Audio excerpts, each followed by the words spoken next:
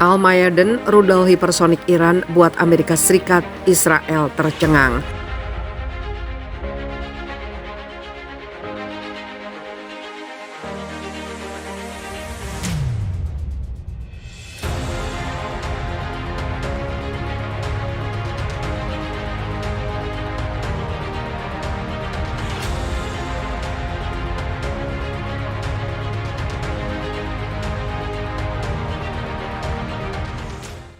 Stasiun televisi Al-Mayadeen mengangkat analisa terkait dampak pencapaian Iran atas teknologi rudal hipersonik terhadap kekuatan pencegahan internasional. Menurut Al-Mayadeen, rudal Iran ini telah membuat Amerika Serikat dan rezim Zionis tercengang. Al-Mayadeen melaporkan rudal hipersonik yang memiliki seluruh karakteristik rudal canggih dunia itu layaknya petir yang menyambar kerja keras musuh Iran dan memperkuat koalisi lawan Amerika Serikat yaitu Rusia dan China. Pada saat yang sama, katanya, pameran rudal hipersonik Iran berarti peningkatan serius atas Israel dan para pemimpinnya agar menghindari segala bentuk konfrontasi dengan poros perlawanan. Iran kembali memamerkan sebuah rudal baru, tepatnya rudal hipersonik yang memiliki seluruh karakteristik rudal negara-negara maju, rudal yang berusaha diproduksi massal oleh Barat dan menyebabkan satu sama lain bersaing. Menurut Al-Mayadeen, manfaat rudal hipersonik untuk Iran adalah melumpuhkan sistem pertahanan udara musuh atau melemahkannya hingga ke titik terendah. Hal ini ujarnya menunjukkan bahwa keberhasilan manuver rudal balistik jauh lebih destruktif dan lebih berpengaruh daripada drone. Kedua jenis senjata sekarang telah mengguncang perimbangan kekuatan global dan mempengaruhi pertempuran modern. Manfaat terpenting rudal hipersonik Iran adalah kegunaan teknis dan meningkatkan kemampuan militer jenis rudal ini. Rudal ini memberikan visi konfrontasi regional Iran secara umum dalam melawan Israel dan pangkalan militer Amerika Serikat. Mencekam, Israel dihujani 3.000 rudal per hari dengan serangan Iran yang bikin ex-jenderal Zionis ketar-ketir.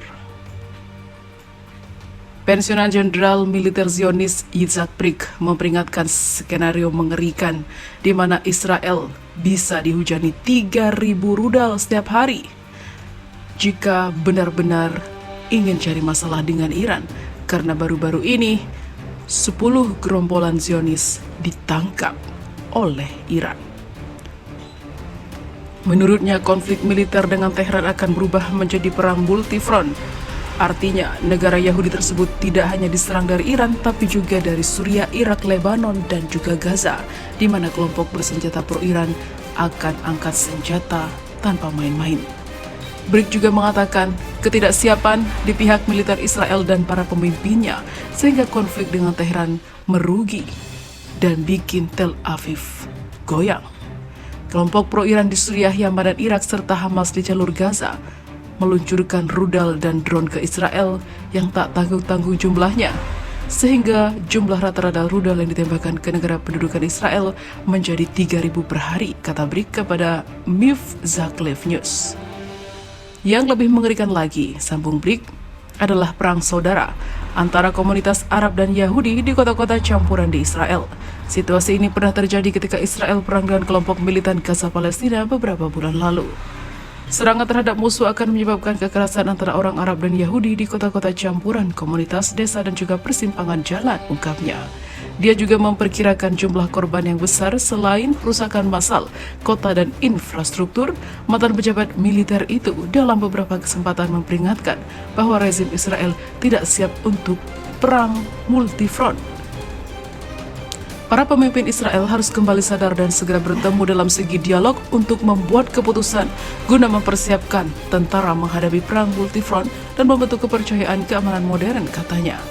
Dia juga mencatat bahwa para pemimpin Israel selama ini percaya Hizbullah tidak akan terlibat dalam setiap pertempuran dengan Israel, namun jika dilawan, tentunya Israel bisa kalah. Terlepas dari peringatan itu, Komandan Angkatan Udara Israel, Mayor Jenderal Tomer Bar, masih sesumbar bahwa pihaknya mampu menyerang fasilitas nuklir Iran dengan sukses besok jika diperlukan. Dia mengatakan pasukan pertahanan Israel akan menyerang fasilitas nuklir Teheran jika pembicaraan antara Iran dan kelompok perundingan P-51 gagal. Saya harus berasumsi itu akan terjadi dalam hidup saya, dan bahu saya sudah bersiap untuk beban tanggung jawab. Tidak mungkin kami akan beroperasi di sana, 1000 km dari sini, dan saya akan kembali ke rumah tanpa bisa mengatakan saya menyelesaikan misi, katanya. Diberitakan juga jika IDF memiliki masalah dengan kurangnya dana. Kami memperlengkapi diri dengan F-35, kami membeli ribuan pencegat Iron Dome untuk pertahanan multi-layer, namun memang kami tidak siap untuk menghadapi perang multifront. Serangan rudal dilontarkan beberapa lokasi di kota utara Irak, termasuk ke titik yang diklaim sebagai pusat strategis Israel. Sebuah pusat strategis konspirasi dan kejahatan Zionis menjadi sasaran rudal presisi kuat yang ditembakkan oleh Korps Pengawal Revolusi Islam, kata sebuah pernyataan di Sapa News. Menurut pernyataan IRGC, serangan itu tampaknya sebagai pembalasan atas kematian 2 komandan IRGC dalam dugaan serangan udara Israel di dekat ibu kota Suriah, Damaskus, pekan lalu. Sebelumnya, Garda Revolusi Iran memperingatkan pada hari Selasa bahwa Israel akan membayar untuk serangan udara itu. Sekali lagi kami memperingatkan rezim kriminal Zionis bahwa pengulangan kerusakan apapun akan menghadapi tanggapan yang keras, tegas, dan destruktif. Laporan awal serangan menunjukkan bahwa konsulat Amerika Serikat rusak. Akan tetapi, seorang pejabat Amerika Serikat kemudian mengatakan, hal ini sangatlah menyakitkan. Pejabat keamanan Irak mengatakan tidak ada korban dari pihak Irak. Serangan Iran menghabisi pangkalan Amerika.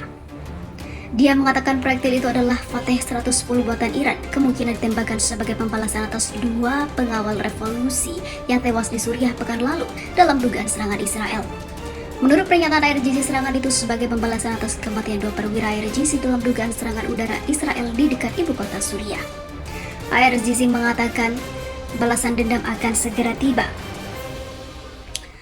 dan akan dilakukan oleh rezim Zionis. Sebuah laporan media berbahasa Ibrani menyebut pejabat keamanan Israel mengantisipasi tanggapan Iran. Serangan rudal hari Minggu itu bertepatan dengan meningkatnya ketegangan regional.